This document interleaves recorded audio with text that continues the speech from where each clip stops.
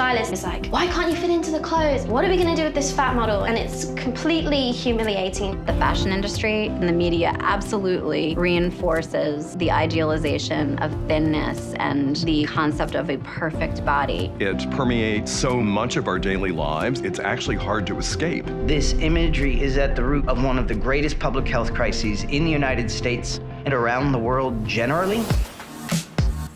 I could have had a cover, but I was cut out because of this colour. It is lonely being a black plus-size model. There really should be more. People are so offended by the notion that plus-size and fat women deserve a place in the world. Health is not defined by a number on a scale. We need a more diverse range of role models. Body image is how you see yourself when you look in the mirror, unique to everyone. So why do the media continue to portray a heroin chic ideal when representing people in the media? This film will explore what real people think of how the media portray body image, the effects this has, and what they think that should be done to tackle the issue.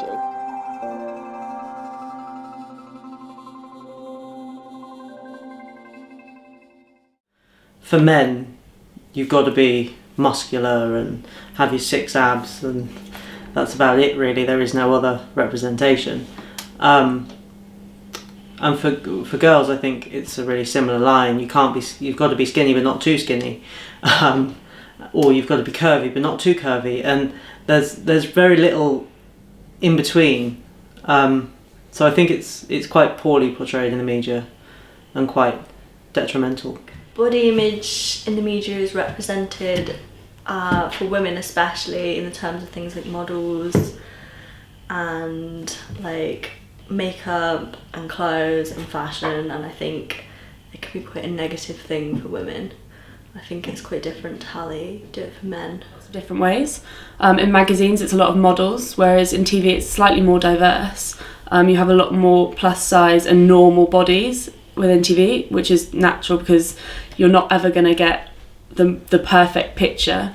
But I think that it is still very much the ideal body is portrayed across all forms of media.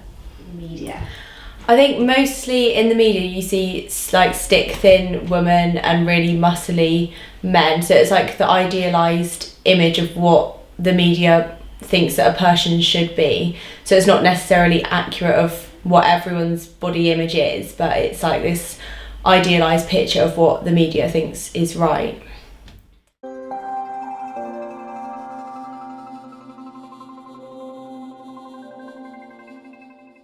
I think women are encouraged to be like really skinny and basically like an unhealthy version of themselves, whereas I think men is almost the opposite, so they're encouraged to be like muscular and they have to be really physically fit, and I think it's very different between the two. They are both under pressure but in a different way.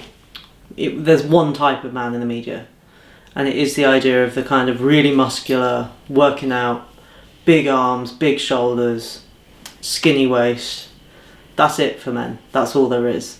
Women, I don't think the media portrayal is fantastic by any means, but I think there is a bit more diversity at least, or there's starting to be more diversity. So you are starting to see stuff like plus size ranges in the media now, and you're starting to see things like body confidence ranges to a degree, which embraces, I think, a little bit of difference, as long as you're not too different, I think is the key thing with the media,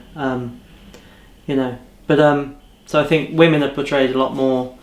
There's a bit more variation, but again, I don't think it's enough.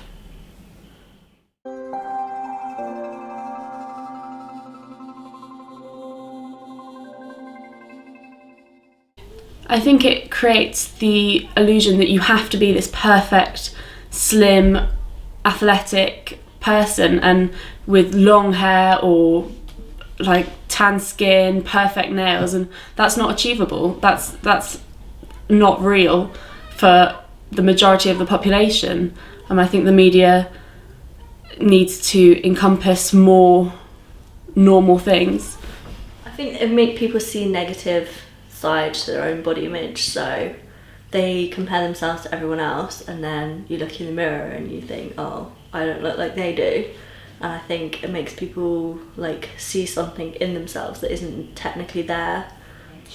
I think it teaches that there is a very specific idea of what beauty is. So it will show, for example, for women that they need to be like a size 0, and it's ideal to look like a Victoria's Secret model or something like that. And then once people, especially younger girls and boys, have this image in their minds, the media strongly reinforces that this is what you should look like and this is what the goal is that you should try and achieve, even though it's not really realistic for anyone. Perceptions of body image.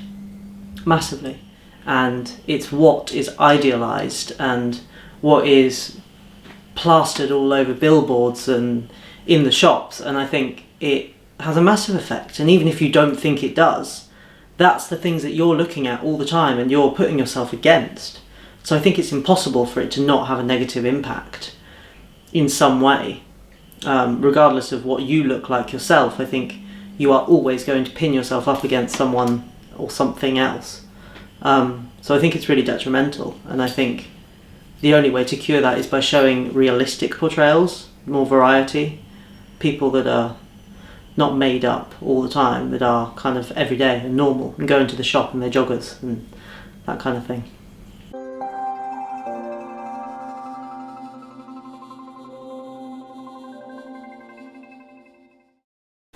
I think it is a big part of it, because especially when young people are presented with this image of what they have to look like, and if for young girls they're taught that they have to be stick thin and really small size to fit into all the best clothes and everything, then they may get eating disorders because of this. And there is a strong link between beauty and being skinny, so in order to do this, they may get eating disorders as a way of trying to achieve what they think being beautiful really is. Yeah, definitely. So like from what I know, that eating disorders have increased since like the presence of media has increased, and I think there is a link between the two, because I think people see all the things that are portrayed in the media, so like all the models and things, and then they see that they have to look like that. So eating disorders have become like a mechanism to like become what they see. Not entirely. I think it is to blame. I think it has a massive impact, and I think seeing that every day and holding yourself against that every day is really detrimental. I think people fixate on body image in terms of things like anorexia and dysmorphia and bulimia. I think that is fixated on because it's something that can be controlled. You can control your own dietary eating, you can control the being sick. I think it's much more of a control thing. But I think I don't think it's the reason that it occurs, but I think the reason that it's so well focused on is because it's an area that society wants to control so much, certainly through media representations and through things you see in the shops. So I think, although it's not the reason it occurs, certainly the reason that there's such a strong emphasis on these issues are because of the media representations, and because you want to control yourself to become that level of perfection and that thing that is highlighted and dreamed about. And I think it's really dangerous. So I think that's probably why it occurs.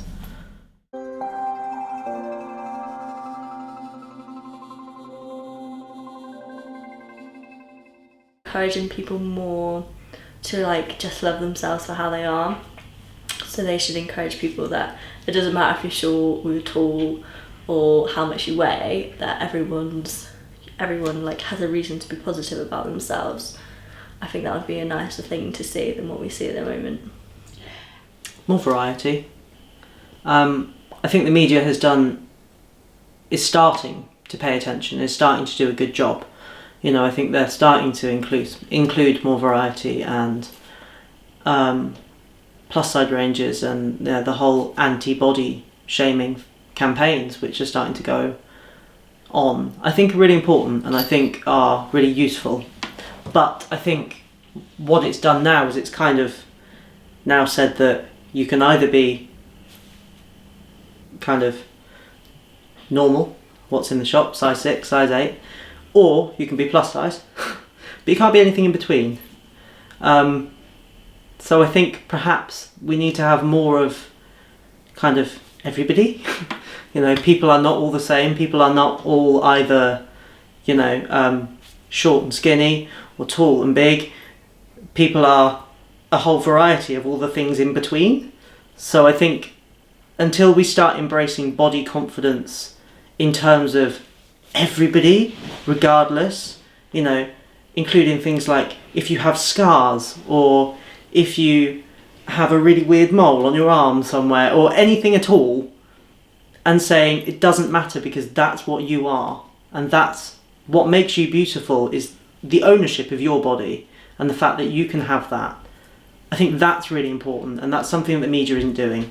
It's influencing and it's really helping with saying that we accept these types of people, but it's not saying everybody can be and that it doesn't matter. And I think that's what we need to see more. What do you...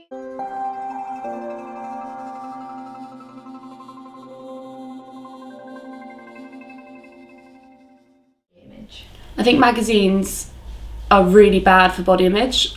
They're getting a little bit better.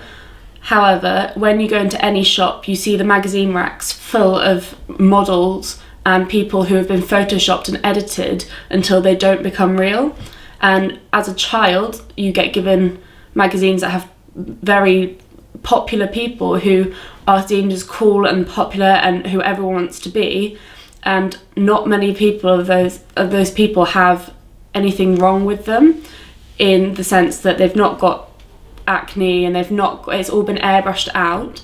And seeing that as a child, that's what you want to become, and that develops further when you're an adult and you see all these models, and that's how it's seen to be good, and that's how you're going to be successful, that's how you're going to get into a nice loving relationship. And seeing that anywhere you go, because magazines are everywhere, I think that that's really negative.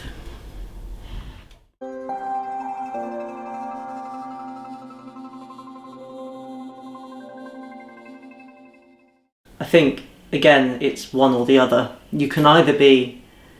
The phrase that came into my mind there was big and beautiful. That's something that's really like the idea of the powerful woman. And that's something that is expressed in the media, which is kind of odd because it's against the idea of what we expect. But it's either that, or again, it is you are skinny and you wear your female suit and that's it. And that you are a professional person owning yourself, and that is your success. So I think, you know, it highlights that you have to be beautiful and perfect and all of these other kind of tagline words in order to be successful, which I think is rubbish, because if you look at all the, you know, heads of businesses in the real world away from magazines, they all look pretty normal to me. These shouldn't affect success. I think it massively depends on what you consider to be successful, but I think that especially within corporations and business, if you are skinny and pretty and as a woman, you're more likely to be employed and you're more likely to be promoted and therefore be successful. I think that it's not right, it shouldn't be like that, but I think that obviously in reality you don't see that as much, but it is very like stereotypical that the pretty young blonde woman gets promoted over the middle-aged plus size woman.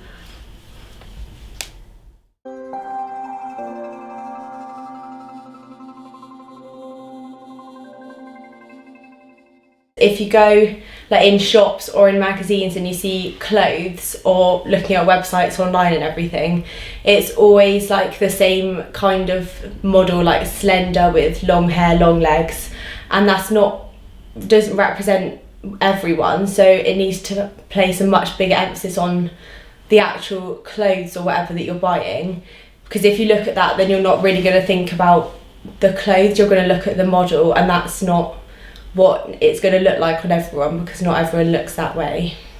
And on websites it is the person looks good in that clothing, so that's what they're going to do, rather than the top looks good or the jeans look good.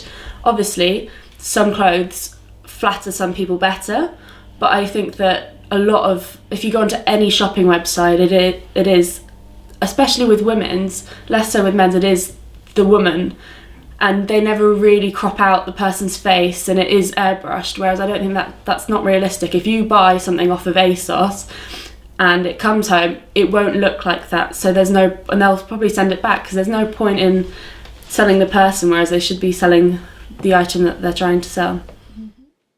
That's nice, isn't it? Yeah, no, I do. I've never thought of it like that. I've never thought of it like that, but yeah, I do. I think that'd be really nice. And I think, why can't we show clothes just as clothes, and then have flick-throughs where you show them on people, lots of different people? You know, we're buying stuff online more and more now, especially.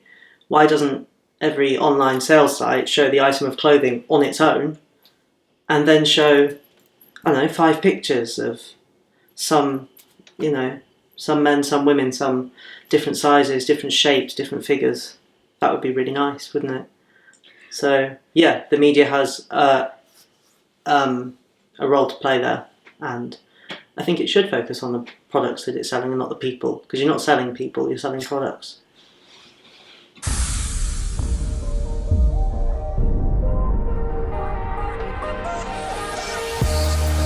What we want to do is create the imagery we should be seeing more of. Oh my god, it's so pretty. The brain processes images 60,000 times faster than words. So if you want to change somebody's perception, creating an image about it is the most immediate way to do it. Beauty comes in all sorts of shapes and sizes. This is important, that we reflect our bodies in imagery. As models, we're responsible for the way that everyone sees themselves. We can affect change.